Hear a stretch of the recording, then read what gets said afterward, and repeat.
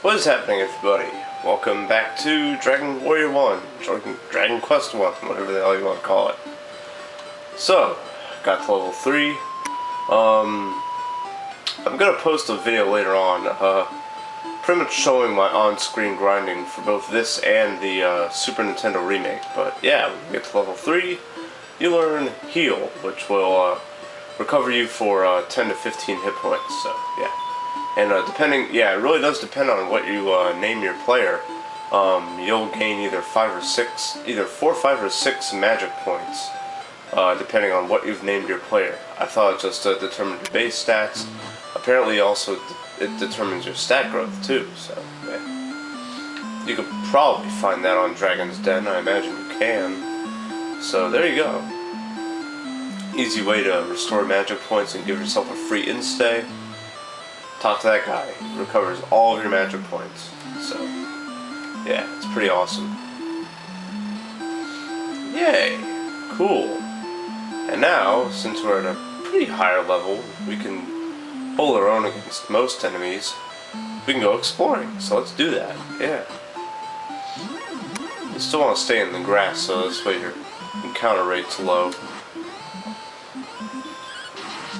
Good crit. Wow, yeah, see, yeah, your attack power goes up pretty good in the early goings of this game.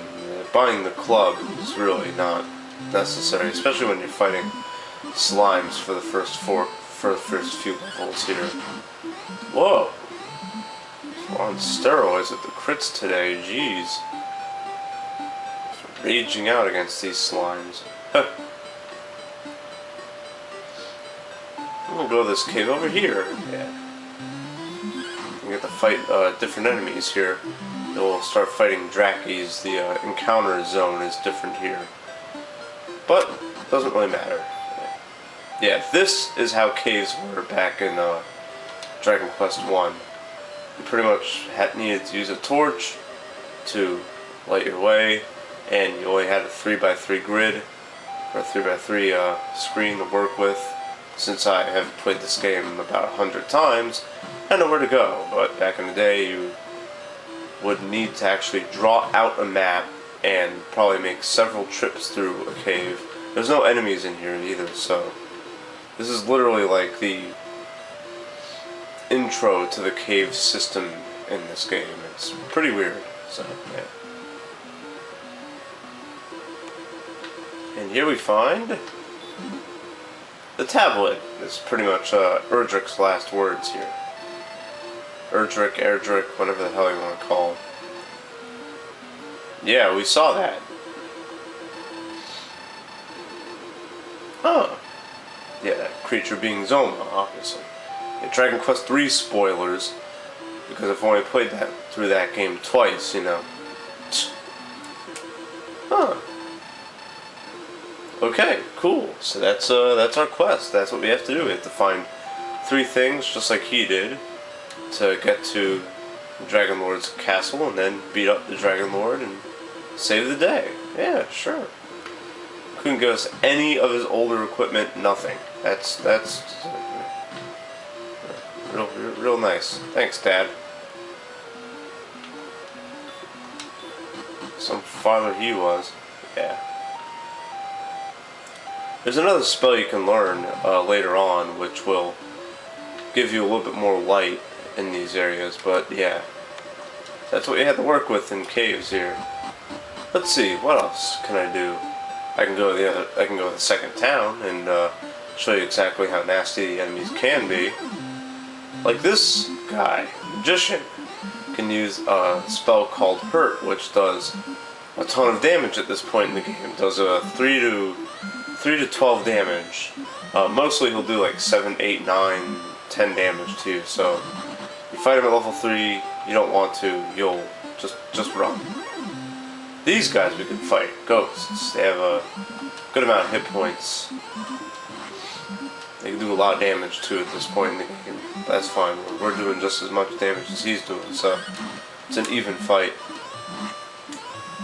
Generally, you don't want the fight to last longer than 3 turns from you, because yeah, enemies can start doing that, dodge, They can generally do a little bit more damage than you can do to them. This, of course, depends on your defense power, you know, compared against their attack power. But for the most part, you kind of want to stay away from enemies like this. Like, I'm getting away from him now because I lost a lot of hit points in that fight. I'll fight these guys though, Drakies. Yeah. Next step up from slimes, they have about 6 hit points. Pretty easy to beat at level 3. Yeah. There we go. Easy enough. Yeah. And yeah, XP is really incremental in this game. I mean, difference of 1 XP is pretty huge. So yeah, let's check out this place. Cool. It's called Garenham, named after Garen. Interesting. Yeah, speaking of that, somebody said in the comments in the last video, yeah, this game also sold Nintendo Power. It was one of the selling points of Nintendo Power. If you're struggling in this game, you can pick up an issue within the first 5 volumes of Nintendo Power, and it'll give you tips on this game. Someone asked me in last video if I was gonna save the princess at level 10. You pretty much have to fight a end game monster to save the princess, and you can, and I'm gonna try and do that actually in this run, in this game. In the Super Nintendo remake, the bosses, the enemy guarding the princess is an actual, like, almost like a boss, almost like a mid-boss type of enemy there. And he actually has a lot more hit points, gives up a lot more XP, but in this game it's just a random green dragon. Yeah, looks exactly like Bowser from Mario, that's why I said that, so yeah. So yeah, learn about the princess. Cool. Got another door here. Nice. Got some new weapons and armor too. Pretty good upgrades they have here. They have the hand axe, which is a step up from the copper sword. The cloak gives you 4 hit attack power. The copper sword gives you 10. The hand axe gives you 15, which is actually pretty good. Yeah, so yeah. With armor, yeah, I'm gonna get that probably later. I'm gonna get the chain mail. What I'm probably gonna do is I'm probably just gonna hold out for the chain mail, and yeah, the half plate's really good. The large shield. I'm probably gonna get the large shield before upgrading from my chain mail.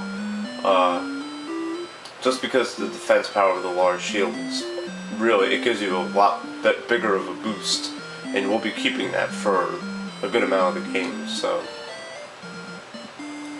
what I'm going to do is, I'm going to grind to level, yeah, I'm going to grind to level 4. When you get to level 4, you can actually grind either here, or you can go to a place south of the Tentacle Castle that I'm going to show off in the next video of Dragon Warrior 1. Stay tuned for the video for the Super Nintendo remake of Dragon Quest 1. Yeah, this is the Big Jew telling you to keep being awesome. Peace. What's happening, everybody? Welcome back to Dragon Quest 1. This is the Super Nintendo remake, the fan translation, whatever the hell you want to call it. And I wish I could widescreen this, but whatever. So I got to level 3. If you want to see how long it took me, just watch the video that I'm going to be posting a few hours after this one and the NES one. We're going to go to Erdrick's Cave in this. Let's see if I have it here. Yeah, alright, good. Okay, nice. Yeah, so it took me about the same length actually, because I just fought slimes and red slime. But it took it slightly shorter. That, and also you got the first attack, which you can't get in the original.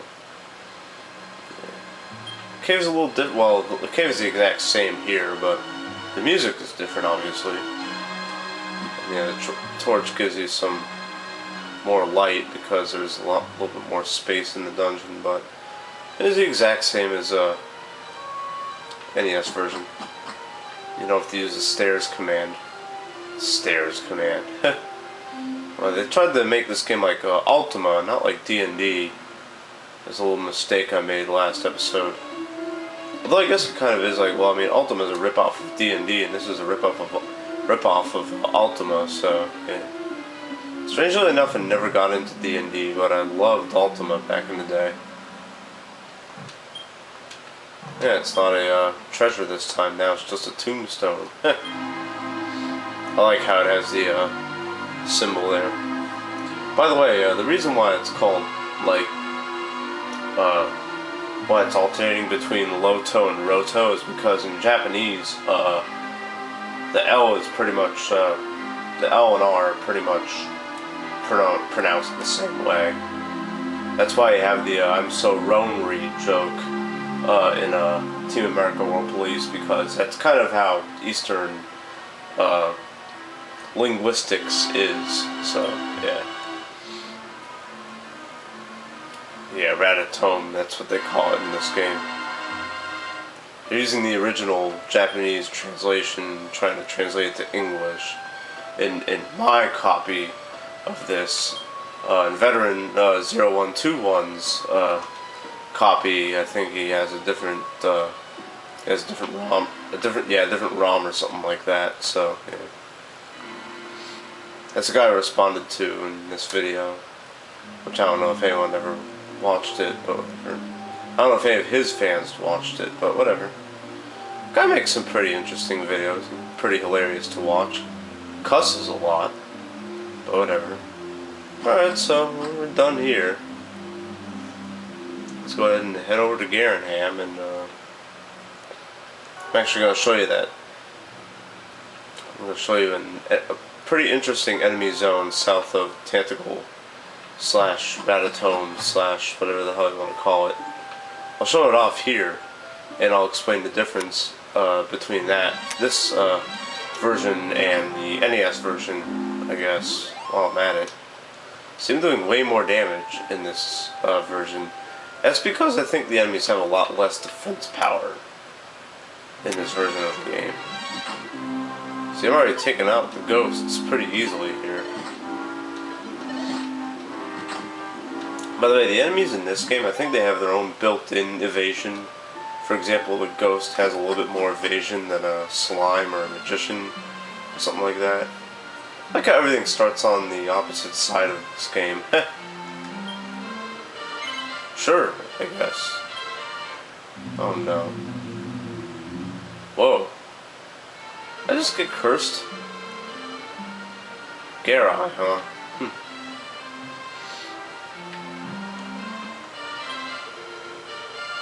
Cool. By the way, the only thing that's cheaper in this game are items. Weapons are the same price. Can you get out of my way, woman, please? So I can show off the weapons and all. Alright, hell with me then. Don't. Oh my god. So one thing I never liked about JRPGs from the SNES and the SNES era. NPCs. So they sell the same stuff here. Yeah, so I'm probably gonna get leather clothes later on. So yeah. Actually, I may not even need to do any upgrades of weapons or armor in this game. Cool. Yeah, I went there. Oh, cool.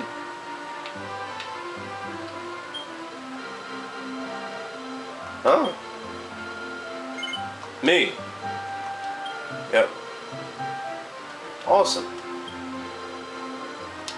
Yeah, for example, the item shop is, yeah, see, the medical herbs are a lot less money in this version. They're 10 as opposed to 24 in the NES version. And the Chimera wing, or the wing of the Wyvern, is 24 gold in this game as opposed to 70 in the NES version. So, yeah. I would use mine right now, but I don't really see a need to do that.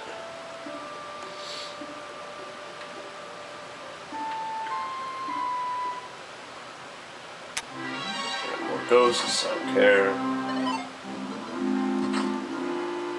Nice. Much easier, much better XP and money drops from the enemies in this game. Yeah, the enemy zone that contains red slimes, regular slimes, and drackies is right here. Okay. You find this little area, in this little zone, in both this and the NES version, and you'll fight slimes, red slimes, and drackies. You go here, towards the Rocky Mountain Cave. In this version, it stretches out the zone I was talking about. But right here, on this little strip of land, is what a lot of speedrunners in this game, or whatever, or challenge runners in this game call a scorpion's nest. Because you can fight pretty tough enemies in the NES version in this little strip of land. You can fight really advanced monsters, and it's really close to Tentacle. It's a really good place to grind. But in this version, they took that out, and they just make it a slime, red slime, tracky location. So there you go. Just like the NES one, I'm gonna be just getting to level 4, and then I'll show you how I grind in this area, and in the NES version, and in the SNES version, I'm going to be grinding in next to a Garai, because the in Garai is also a lot cheaper. I think it's either 6 or 10, as opposed to 25 in the NES version. So I forgot to point that out, but I'm just vocalizing it now. So yeah, I'll see you in that next video. I'll compile this one, and I'll show you the grinding differences in both games from levels 2 to 3. And then we'll do some more leveling up methods next time on Dragon Quest 1. Yeah, Dragon Quest 1. This is the Big Jew telling you to keep being awesome. Peace.